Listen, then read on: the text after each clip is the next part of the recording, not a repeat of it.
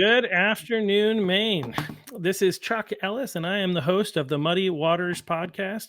The Muddy Waters I keep messing that up. The Muddy Waters podcast exists to help the people of Maine better understand what's going on here in the state. Unfortunately, the mainstream media is not doing its job to effectively inform the people, especially when it comes to the shenanigans of the Democrats, the things that they're up to in Augusta and even in the towns and the school boards. And so, alongside the great work that the Maine Wire is doing and some other individuals who are more freedom fighters, will say, who are trying to help the people of Maine better understand, we created the Muddy Waters podcast to not because I'm the expert in all things, but in order to bring people in to be able to let you know what's going on in our world. And so today we're fortunate enough to have with us State Senator Matt Harrington. So Matt, thanks for joining us. Yeah, thanks for having me. How are you doing today? Having a lot of fun up in Augusta? Another day in paradise.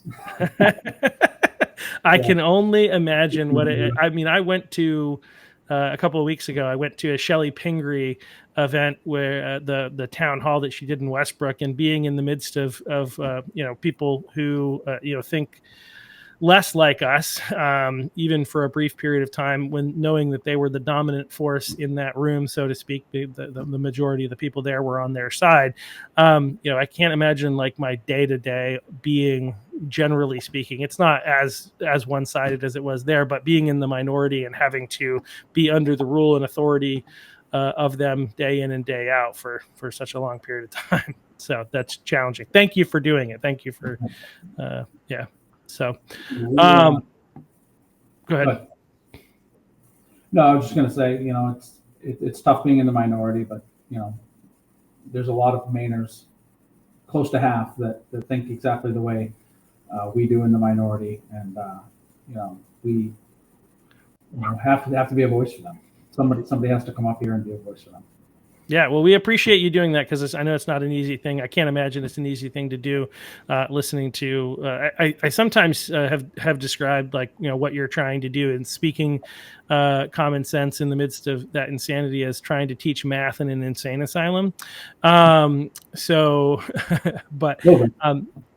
that's what I imagine that's what it's going to feel like, especially when we get into the topic I think we'll get into today. But I had another thought and it's escaped me. So I just wanted to kick it off and just jump in and give you an opportunity for people who maybe don't necessarily know who you are, to kind of know who you are, where you come from, and why in the world you want to be involved in Maine politics right now, in the here and now. Oh, before you get into that, I remember what I was going to say.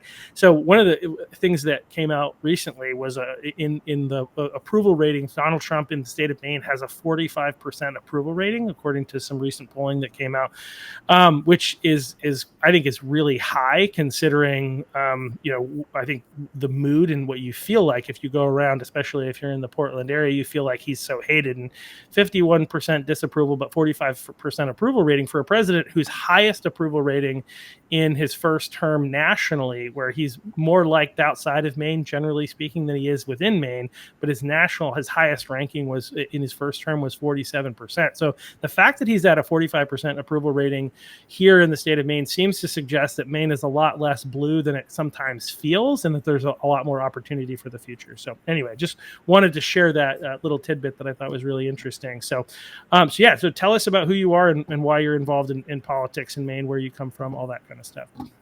So I represent Senate District 33, which is in York County, 4 municipalities: Sanford, Alfred, Lebanon, and Waterboro.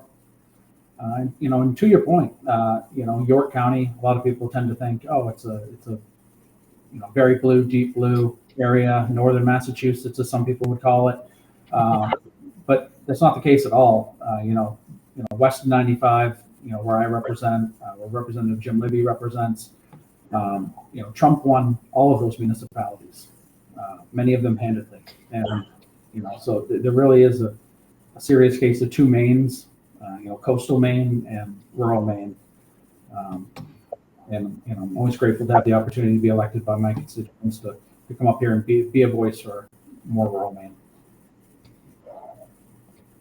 Yeah, well, we appreciate that. So, what is it that made you decide that you wanted to get into politics? What do you come from? What have you done before being involved in what's your history in the political realm as well? So I've been a police officer for 18 years. I started complaining. Who are these morons who make these laws, sort of thing. Every year during my law dates. And you get to a point where you complain so much, and you decide, or in my case, a bunch of people convince you that you should run, and next thing you know, you're here. And you have the opportunity to make changes. Yeah, well, that's awesome. So when did you first run? I could look this stuff up, but like what term are you in, and how long have you been in the Senate so far? So I'm in my second term in the Senate. Served as assistant minority leader, and I did 4 terms in the House prior to that. Okay, so you've been up there for quite a while now. So you served a little bit under the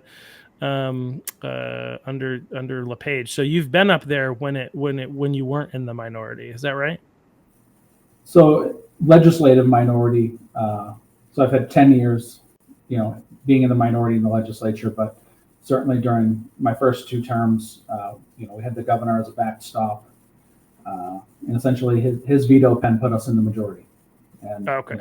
So we weren't able to do a whole lot in terms of moving the ball forward and making real positive changes because of the legislative makeup, but we were able then to stop a lot of bad things from happening.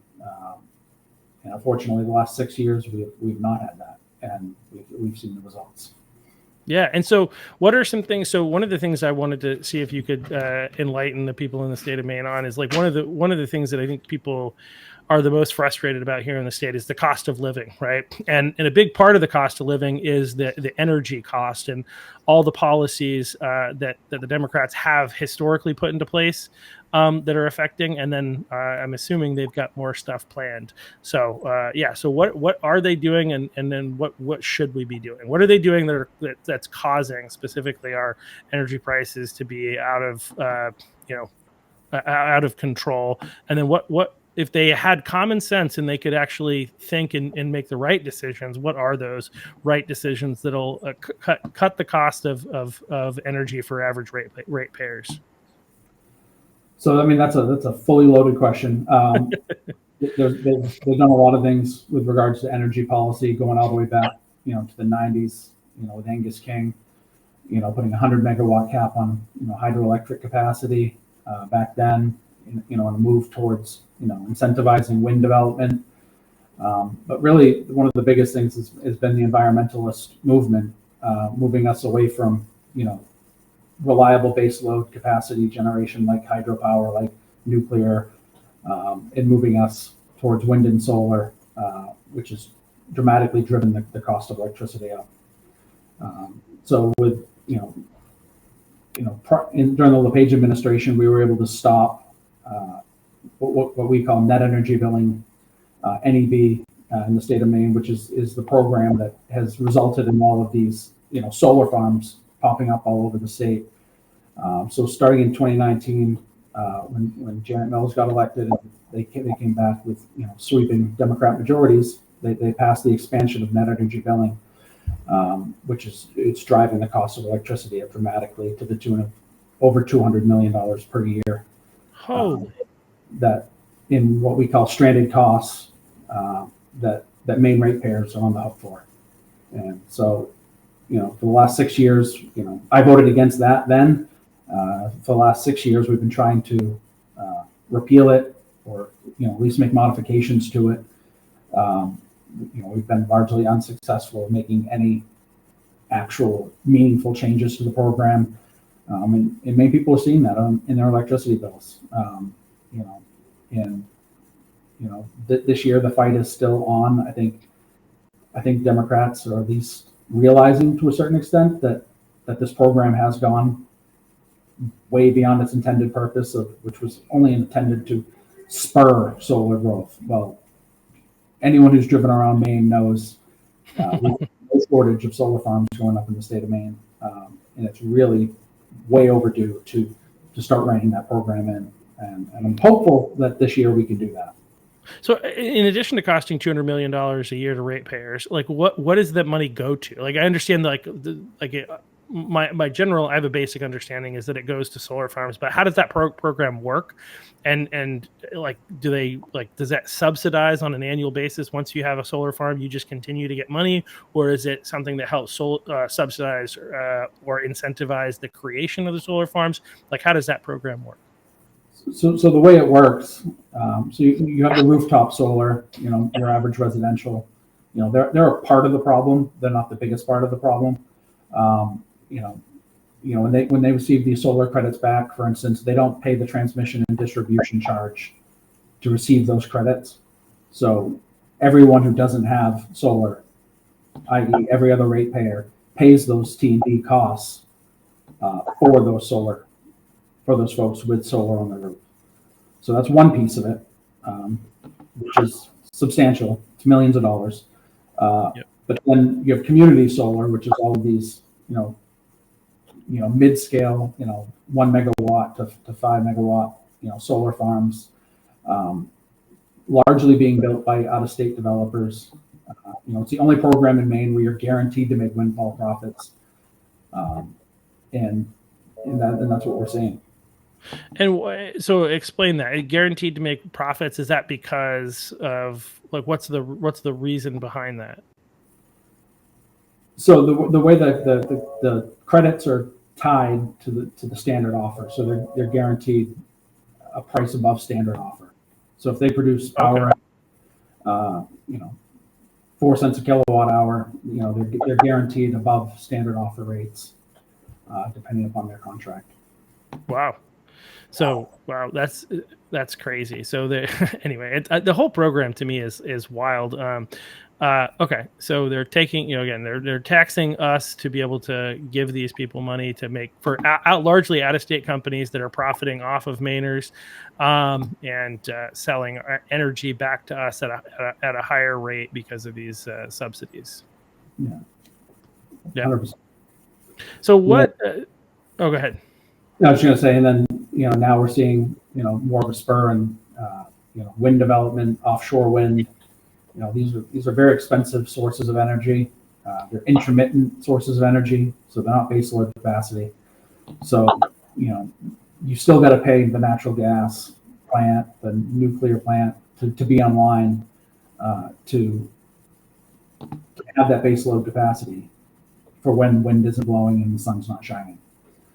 Yeah, and I know that Representative Reagan Paul is pretty good at on her social media pages of like making posts that say it's this time at this day, and this is how much of our energy is being produced by all these different sources. And like a lot of times, wind and solar isn't producing very much energy at all. Yeah, there is a lot of behind the meter, energy that is being produced. If you're familiar at all with the ISO Go app, it's an app you can download on your phone. It's ISO New England is the independent system grid operator for all of New England, and you can see in real time, what the behind the meter solar and what every resource generation is producing at any given time. And you see on the hottest and coldest days of the year, that's when all the coal plants and oil plants fire up and frankly negate all of the climate change goodness that these wind and solar systems are producing in one heat wave. It's just ridiculous. It's this climate change ideology that's completely running the Maine State House. Yeah, and this climate change ideology it's interesting because obviously we're spending all this money, we're not producing a lot of energy, and there's a lot of things that we can go into off of that, but it's not really, as a result, it's not really helping the environment. So the ideology, what's actually behind it, because it doesn't seem like it's helping the environment, but they're claiming that it's helping the environment. So what's actually what do we think is behind? Like, what's their real reason for doing this? Profits. It's 100% profits. Every time that we bring up, we've had dozens of bills over the years trying to reform the net energy billing program, and every time all the solar developers come in and say, we can't possibly move on this issue at all. They're not ever willing to come to the table to take any sort of hit to help Maine ratepayers out. It's just, you have to keep the program the way it is. And the way the program is guarantees them massive profits. So here they are. So these Massachusetts, you said out of state. Do you mean, is it Massachusetts, or are we just so beyond? There are some in-state developers, not a lot. They might install them, but the actual ownership goes out of state and out of the country. We're sending a lot of Maine ratepayer money to, Japan, for instance, and many other places. Wow. Yeah, that's obviously, yeah. Anyway, so it's hurting the economy. Other people are profiting off, but why? Like, again, so I understand like why, but why are our state senators and our state house, like, how are they benefiting off of the profits that these major corporations are making? Or are they just simply ideologically captured and they actually believe that this is going to make the world a better place and help us to save the environment? I think you can certainly follow the money. I mean, there are certainly a lot of donations that get made to Democrat campaigns from, individuals who own solar companies themselves. But it is largely a ideological issue. I mean, there are some true believers here that think, if we don't put up, more wind and solar panels, that the entire planet's going to burn. We're going to flood. The apocalypse is coming, and it's very hard to negotiate with someone who has that level of fear about the end of the world coming if we don't address climate change. But I keep going back to the fact that Maine is like 0.01% of the world's global emissions. We could be completely carbon neutral. It's not going to make a bit of difference on the global scale when you have China putting up coal plants weekly. Yeah, and they don't have an EPA, I don't think, over there, do they? In China? Sure, they have some version of it, but it's nowhere near what we regulate here in the States. Yeah, it's one of the crazy things where in so many different ways, like we as America, we created all these rules and regulations that have effectively shipped jobs and like major manufacturing companies and all these things. They've shipped them all over to China, where it's worse for the employees that end up working for those organizations because they treat their people poorly. So the humanitarian crisis gets worse. The impact to the environment gets worse because if they were operating here, we would have higher standards for them, and maybe we've gone too high, so that's what's pushed them away. But again, it would still be, even at their worst here, they're still better than they are over there. And so the net, when you talk about, there's the net energy billing, but net zero, all these things, the net as a result of these policies is worse for humans and worse for the environment because China doesn't care. They may sign on to these things at the UN that say that they do, but their actions so far don't seem to suggest that they actually really do care. So obviously they're building wind, they're building solar. I mean, it sounds like the wind is kind of being shut down as a result of the Trump administration. Is that something that you've seen? So the offshore wind portion of it is kind of being paused right now. But that does nothing on the wind turbines that are being planned in Aroostook County, and the transmission line that's being talked about to be built to connect to that which is very far on in the process right now. So is that something that's already been decided by the legislature, or is that something that is coming? It's already been approved. It's already been approved. So it had some hurdles last year that kind of shut it down, but they'll be going back out to bid to create that line to hook into the wind power. Wow. Yeah. So, and where's the evidence? Like the party that says that they're the party of science and that we're anti-science because we didn't agree with all of their COVID lockdown things. Where's the science that suggests that wind power in Maine is actually helpful, number one, for the environment, and number two, for power generation? So I mean, there are studies that wind studies that show in this valley in Aroostook County there will be a fair amount of wind generation from that. but it's nowhere near the cheapest power that we could be producing. We should be looking at expanding our hydro capacity and looking at nuclear options, but we're not.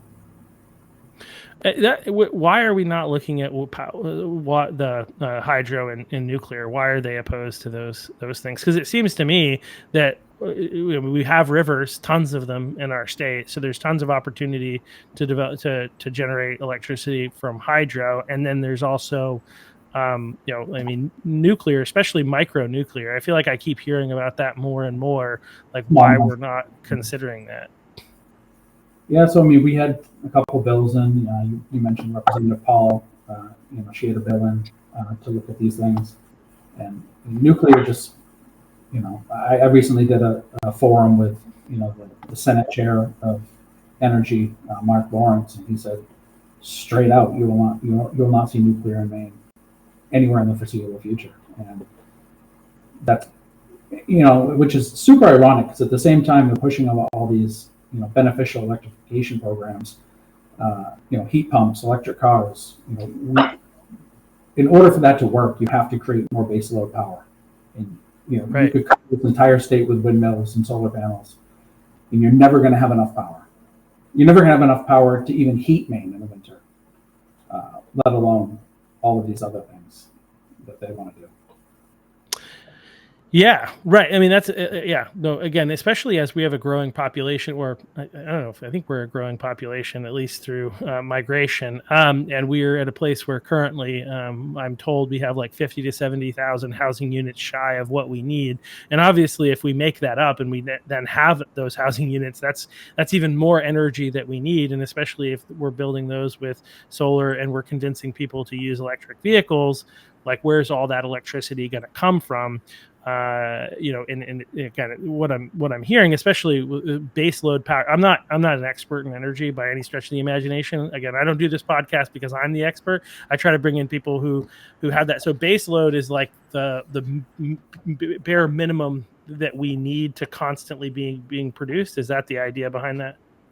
So if the projected use, you have to have a base load capable of creating that level of power.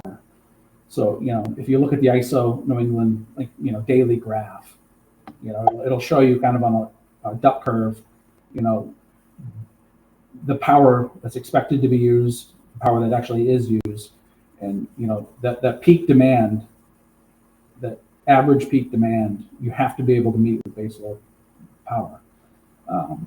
And wind and solar are never going to be considered baseload power, and they're trying to say it will be because we're going to create all these battery parks to store this power from the solar panels for when it's cloudy. But it's just, it's such a ridiculous theme in my opinion to be looking at that, and it's so expensive for the ratepayer. The technology is not there, but they're willing to experiment with ratepayers' money until we get there, and it's just unsustainable, and it's unsustainable on all levels. You talked about cost of living. So let's take an example of the McCrum farm up in Aroostook County. Their portion of stranded costs from net energy billing is $700,000 per year. Could be projected to go over $1 million per year that they have to, in additional costs that they have to pay on their electricity bill just to cover the cost of all these solar farms.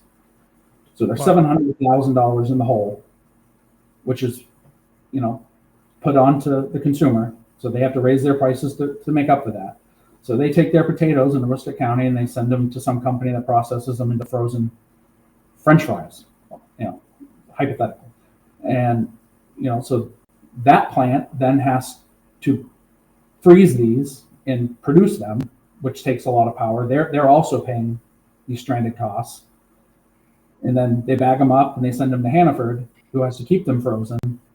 And they're also paying, over $1 million a year in stranded costs. So, at every step, you're adding more money to the cost of basic products, basic food products that Maine people have to pay for.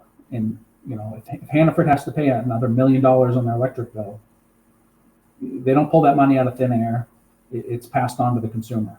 And so you're paying for it with every product you purchase at Hannaford. You're paying those stranded costs on top of the stranded costs of your own electricity bill. Yeah, it's interesting. I think there are far too many people in our country, in our state at this point, that are fine with major corporations paying these things, not realizing that it's actually us, right? That, like, these corporations, in order for them to exist, they have to make a profit. So, and they're going to seek to make a profit. And since I'm a capitalist, I have no problem with that. Um, but yeah, I think the people who actually get hurt, it's interesting to me that, like, it seems like a lot of the Democrat policies in general that are supposed to help the poor and take care of the people actually end up harming the people the most. Again, this is a great example. Like, the idea behind this is this one is more focused on, the future and saying we're trying to save lives in the future, but at the cost of harming, hurting, like, financially, so many people, so many of your average citizens who are just trying to get by, just trying to live their life, just trying to do what they can, and are having to pay, like, these increased costs for our basic goods. I mean, everybody's got to buy food, right? So there's no avoiding that, and that's an insane amount of money for one business, essentially as a penalty for having a big business.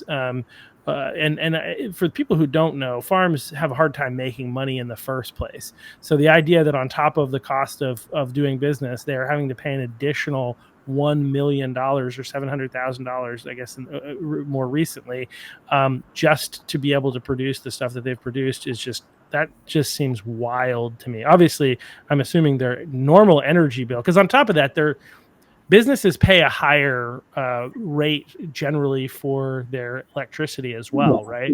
Different rate classes, and large commercial, pays the largest percentage of these stranded costs.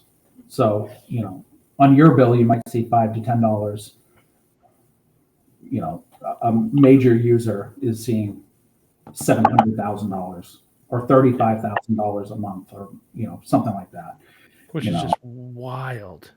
And so, I mean, there's been talk about, to try to save some of these businesses. Obviously, they employ hundreds of people in Maine, putting a higher percentage on, residential ratepayers.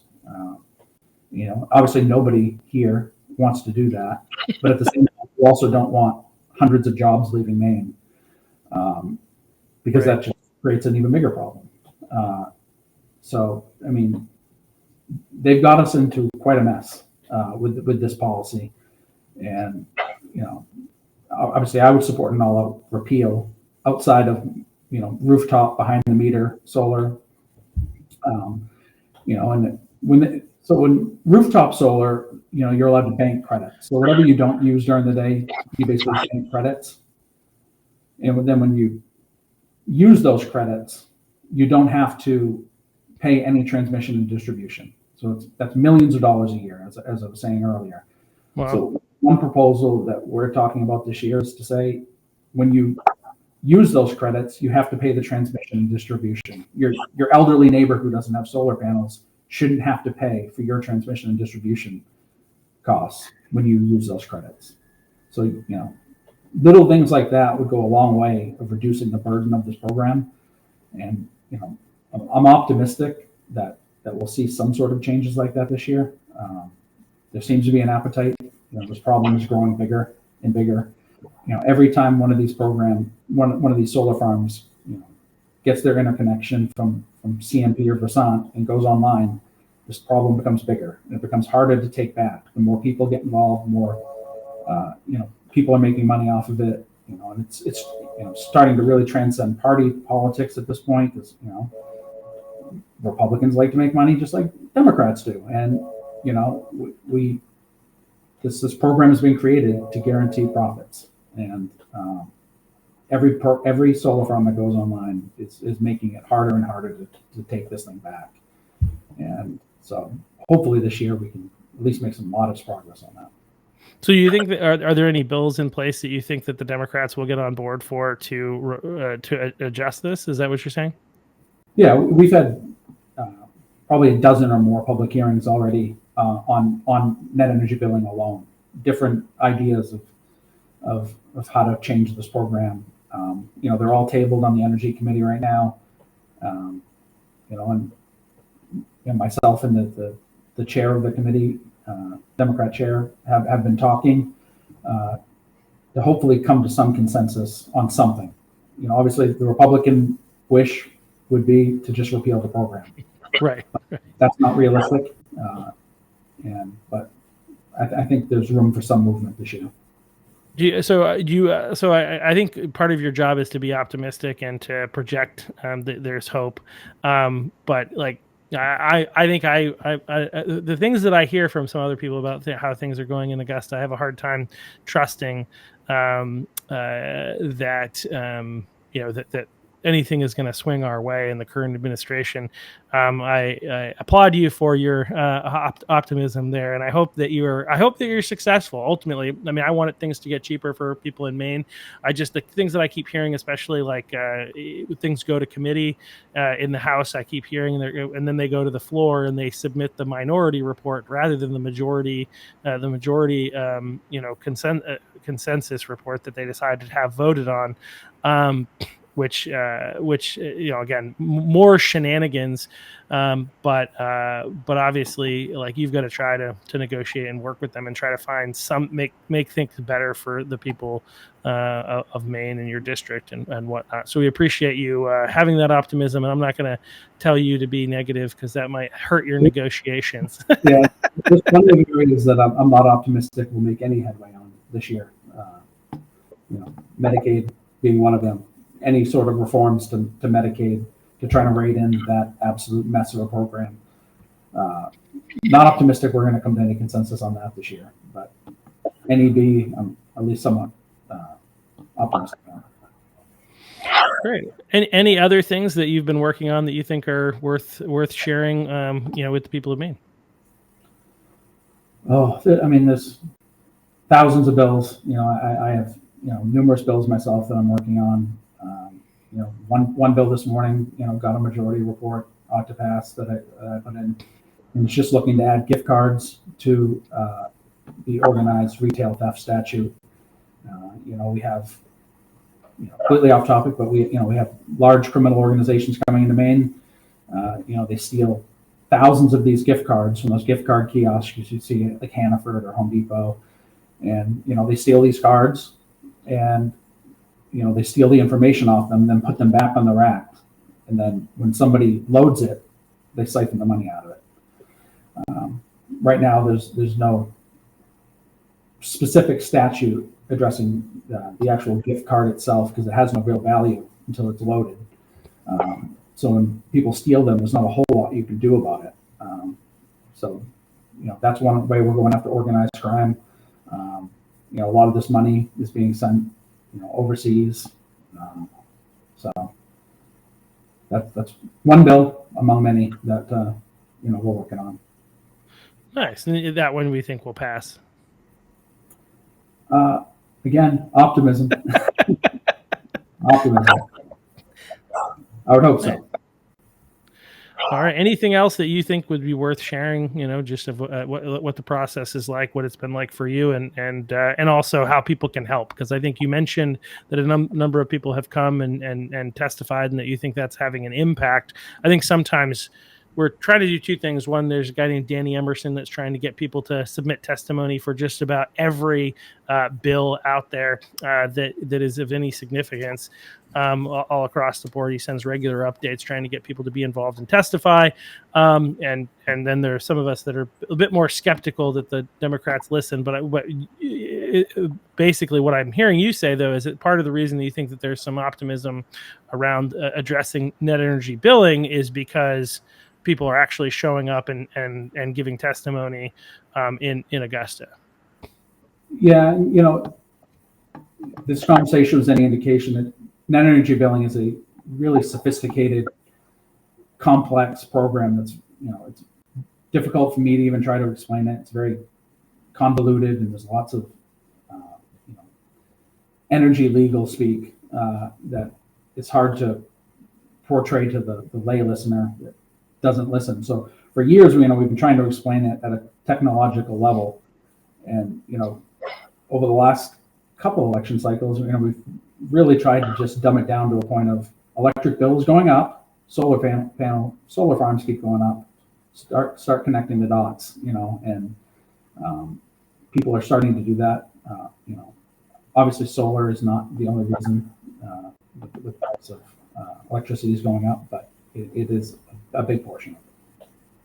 Yeah, absolutely. So, people at home, get out there, get involved, and I think the biggest thing, as has been the theme, is we need to get more conservatives elected in 2026.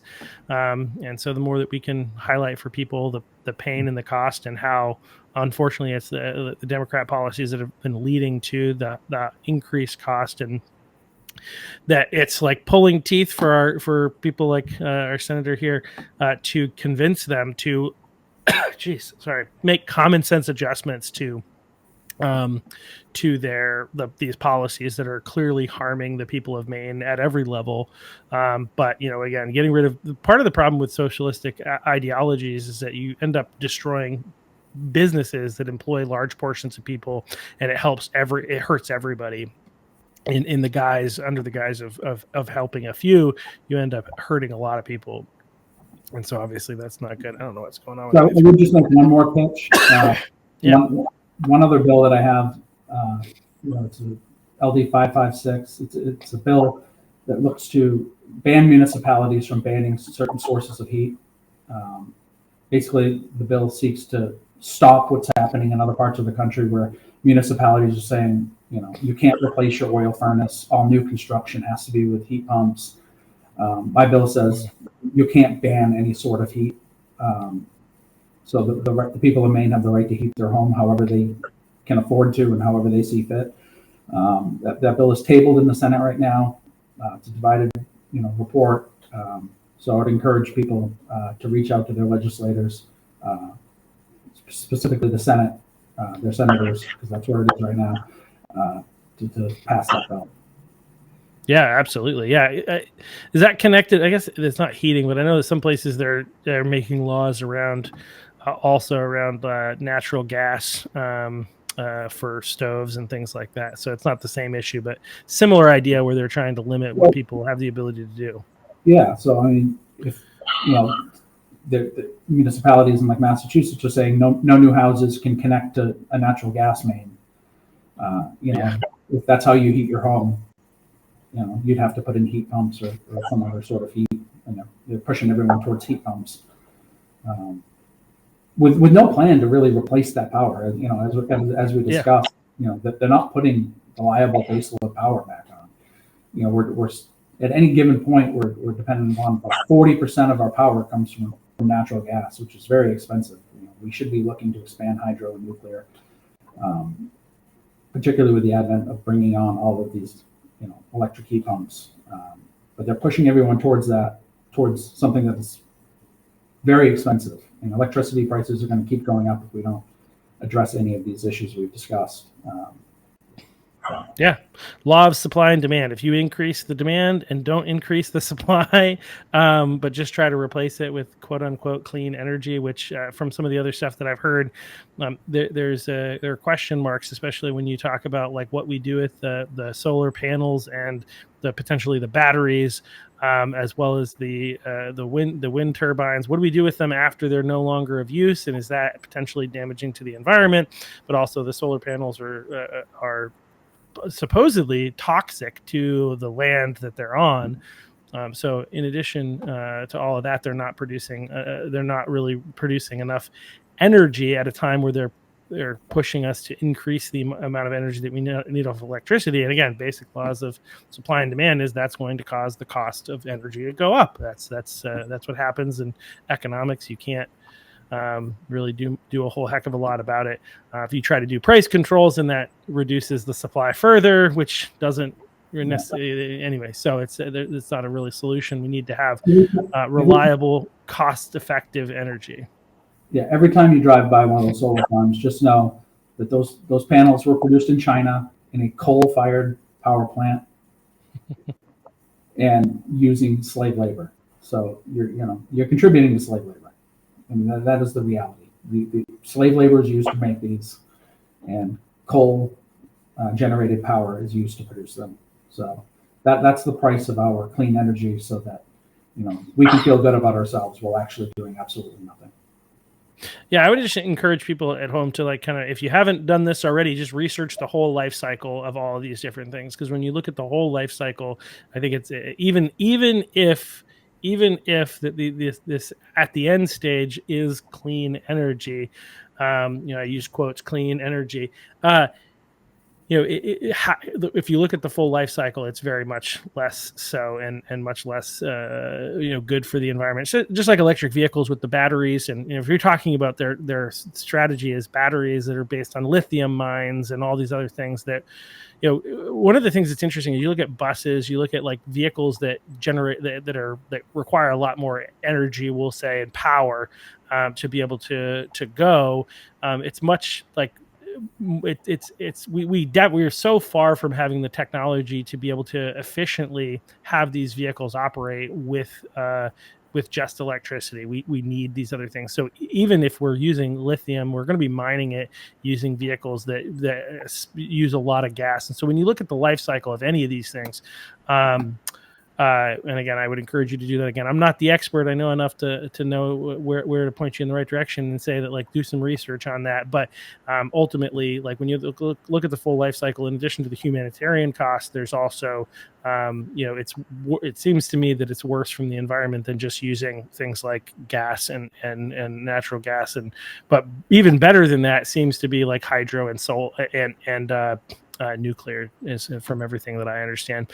But yeah, so yeah. So what was I going to say? I had something else on my mind, but I've completely lost it. Well, thank you for taking the time to come on, Matt. I know you got a busy day and you had to skip out of committee just to be able to take the time to be with us. And so I thank you for your time and just for everything that you're doing up there in Augusta. Keep fighting. And we at home, people at home, we've got to do our part and get educated on this type of thing so we can effectively have conversations with our friends and neighbors. But I think the biggest thing is focusing on how good do you feel about how much your electricity costs as it continues to rise, and hopefully we can have some conversations and encourage people to vote in the right direction, we'll say, in 2026, and get you some support up there in Augusta so that you're not always in the minority. That's can't be easy or fun. So thank you, appreciate it. All right. Have a great day. And the rest of everybody else, we'll see you on tomorrow. We've got Nick Adolphson of the Christian Civic League of Maine. We'll be on the podcast. So look forward to seeing you all then. In the meantime, take a look at our shorts and our other channels so that you can share, subscribe. Most people aren't going to listen to full podcasts, but you might take a look, might be interested in learning something from some of the shorts that we push out. So I would just encourage you to take a look at that. Also, check out our swag on my X page. You can also look right here on the QR code. You can follow this over there and buy some of our merch and support the podcast because the podcast doesn't make money, but we're hoping to lose less, is what I like to say. So if you could also, wearing this out there in the public, you can have conversations with people and let them know that there are other places where people can go to learn a little bit more about what's going on in our state. So thanks again, Matt, and we'll see you all again here tomorrow. Thank you. Thanks.